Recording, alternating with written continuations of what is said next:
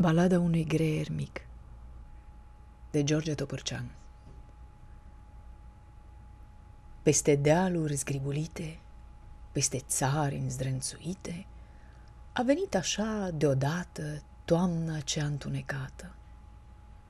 Lungă, slabă și zăludă, botezând natura udă cu mănunchi de ciumăfai, când se scutură de ciudă, împrejurul ei departe risipește nevantai, ploi mărunte, frunze moarte, strop de tină, guturai.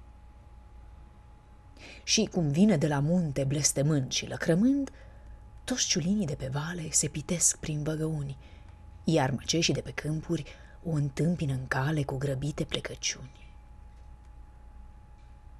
Doar pe coastă la urcuș, din căsuța lui de humă, a ieșit un greieruș, negru, mic, muiat în tuș și pe aripi pudrat cu brumă.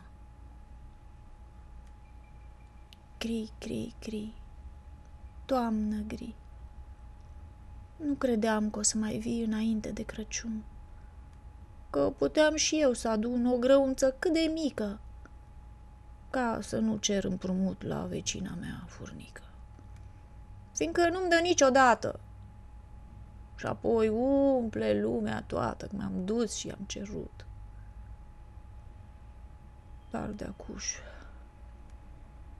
zise el cu glas sfârșit, ridicând un picioruș. Dar de-acuș s-a isprăvit. Cri, cri, cri, toamnă gri. Tare-s mic și necăjit.